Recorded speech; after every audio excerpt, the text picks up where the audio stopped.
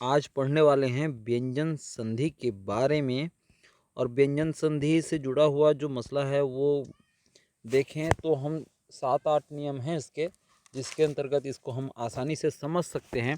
देखिए, पहले तो हम ये समझें कि व्यंजन संधि है क्या चीज़। व्यंजन संधि का मतलब ये है कि कोई भी व्यंजन है, उसके बाद या तो व्यंजन आए या फिर स्वर आए, उससे कोई मतलब है नहीं। व्यंजन के बाद जो है चाहे स्वर या व्यंजन आए, तो उसमें जो परिवर्तन होगा उसे ही व्यंजन संधि कहते हैं। तो किस प्रकार से परिवर्तन होगा इसी की बात कर रहे हैं हम, कि 7-8 प्रकार है। तो उसमें से पहला हम देखें तो किसी वर्ग के प्रथम व्यंजन। देखिए, वर्ग मतलब जैसे क वर्ग है, तो क वर्ग का हम देखें परिवार को, तो क है, ख है, ग है, घ है और अंग है। तो इसमें से जो हम यदि क वर्ग में बोलें तो क वर्ग का प्रथम व्यंजन कहने से क का है, द्वितीय व्यंजन कहने से ख, तृतीय व्यंजन कहने से ग, चतुर्थ आपका घ, और ये आखिरी या अंतिम जो वर्ण है कहने से, या पांचवा व्यंजन कहें तो वो है अंग। तो इस प्रकार से इस चीज़ को आप समझिए। तो किसी वर्ग का जो प्रथम व्यंजन है, कोई भी वर्ग है उसका प्रथम व्यंजन देखें, चाहे तो क वर्ग रहे, चाहे च वर्ग रहे, त वर्ग रहे, प वर्ग रहे, इससे कोई वो नहीं है। तो प्रथम व्यंजन के बाद किसी वर्ग का पांचवा व्यंजन आए, मतलब अगर किसी भी वर्ग का पांचवा व्यंजन आता है तो क्या होता है, प्रथम व्यंजन अपने ही वर्ग का पांचवा व्यंजन हो जाता है। मतलब ये एक जो है आपका, यदि पांचवा व्यंजन के साथ जुड़े, सॉरी यहाँ पर मैंने चौथा लिख दिया था, तो एक जो है पांचवा के साथ यदि जुड़े तो वो क्या हो जाएगा, पांचवा व्यंजन हो जाता है।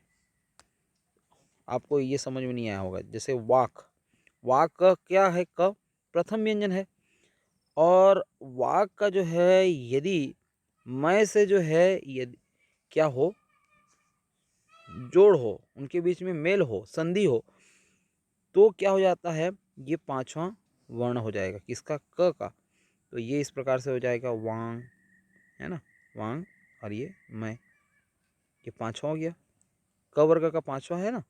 तो इस प्रकार से एक और उदाहरण देखें, जैसे कि जगत, त जो है प्रथम वर्ण है त वर्ग का, और नाद जो है ये पांचवा व्यंजन है।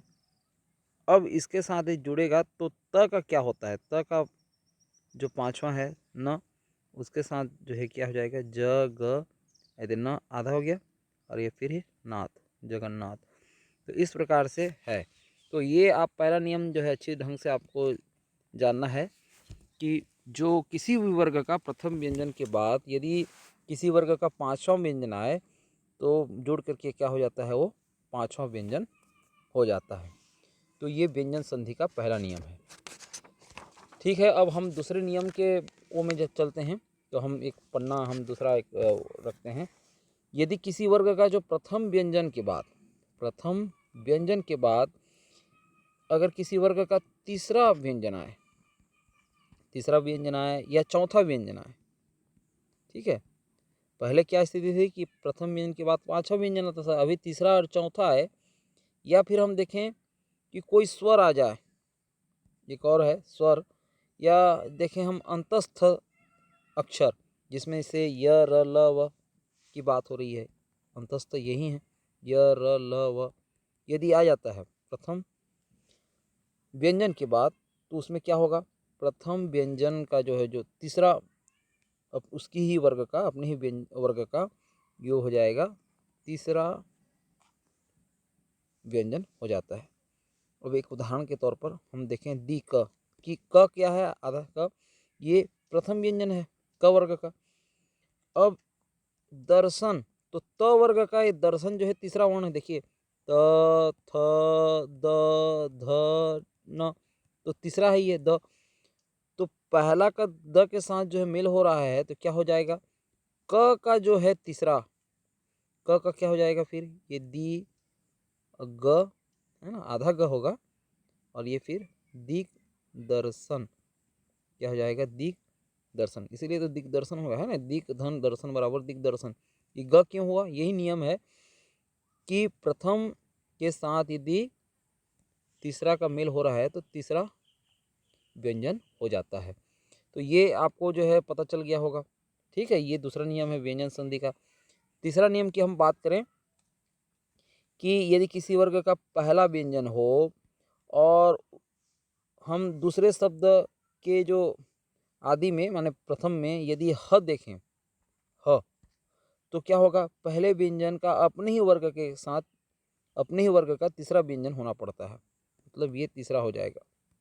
ये इस प्रकार से एक उदाहरण तो स्वरूप जैसे कि वाक है, वाक के साथ जो है यदि हरि जुड़ गया तो ये हो जाएगा वाग, क का क्या हो जाएगा? ग हो जाएगा, तीसरा में कन्वर्ट हो जाएगा वो, तो वाग और फिर ये वाग हरि। ठीक है, तो ये इस प्रकार से आपको ये काम करना है, वाग घरी है नी, ये इस प्रकार से वाग घरी। ह क्या हो गया? ह जो है आधा ग हो गया और ह के जगह में क्या हो गया? वो इसी ग का जो है जो चौथा रूप है ना, तीसरा व्यंजन के बाद उसी वर्ग का चौथा व्यंजन हो जाता है। ठीक है, यहाँ पर और मैं ऐड कर दूँ तो तीसरा तो होगा ही, वो आधा होगा और फिर उसी वर्ग का चौथा व्यंजन होता है। एक और उदाहरण के तौर पे तत् के साथ यदि आपका हित जुड़ जाए, यहाँ पर त क्या है? प्रथम है और ह के साथ यदि जुड़ रहा है तो क्या हो जाएगा? त का जो तीसरा वर्ग है, त वर्ग का जो तीसरा व्यंजन है वो क्या है? आधा द और फिर उसका जो है चौथा आ जाएगा और फिर तद्धित इत जो है इसमें जुड़ जाएगा। ठीक है, तो ये यहाँ से जुड़ेगा आपका, ये इस प्रकार से तद्धित, ये इस प्रकार से इनमें संधि होती है। इसके अतिरिक्त और भी हम देखें, जैसा कि हम देखें कि त के साथ, आधा त के साथ या द के साथ, त या हम आधा द की बात करें, इसके पहले यदि ल हो तो क्या होगा? ल हो तो क्या होगा भाई? तो फिर ऐसे होगा, तो ये उसका क्या हो जाता है? ये ल हो जाता है। जैसे कि उदाहरण स्वरूप उत, अंतिम क्या है? आधा त है और उसमें यदि लाश जुड़ गया तो त क्या हो जाएगा? ये ल हो जाएगा, ऐसा कहना है। तो ये उल्लास, ये इस प्रकार से होता है, ये एग्जाम्पल के तौर पर। इसी प्रकार से त और द के आगे में यदि शक्कर का श हो तो क्या होगा? ये जो है फिर ये च हो जाता है, ये श क्या हो जाएगा? च हो जाएगा। जैसे कि उदाहरण स्वरूप हम ये कहें, जैसा कि एक उदाहरण है सत धन शासन, सत धन शासन, तो क्या हो जाएगा? त जो है क्या हो जाएगा? च हो जाएगा, तो ये हो जाएगा स च और फिर इसी का जो है जो दूसरा वर्ण है ना, वो स जो है छ बन जाएगा, सच्छासन हो जाएगा। ठीक है, ये एक नियम हो गया। म से परे मतलब म के बाद यदि कोई स्पर्श व्यंजन आता है, स्पर्श व्यंजन कहने का मतलब ये है कि जैसे कि क च त है ना, तो ये जैसे कोई स्पर्श व्यंजन आया तो उसका जो है म का उस जो म रहेगा, म ये जो रहेगा इसमें स्पर्श व्यंजन यदि आ रहा है तो क्या हो जाएगा? म का उसी वर्ग का पांचवा अक्षर हो जाता है। उदाहरण स्वरूप इसमें हो जाएगा जैसे कि ओम है। ठीक है, ओम है, उसमें यदि कार जुड़ गया तो क्या हो जाएगा? ये क का जो पांचवा वर्ग है ना, ओम कार हो जाएगा। ठीक है, ये इस प्रकार से ये ओंकार, ये व्यंजन संधि बनेगा। तो इस प्रकार से हम देखते हैं, ये समय पूरा होने वाला है, 10 मिनट का ये क्लास था और आशा है आपको व्यंजन संधि से जो है बहुत कुछ चीज़ जानने को मिला होगा। तो ये हुआ व्यंजन संधि। हम मिलते हैं एक नए अवधारणा में।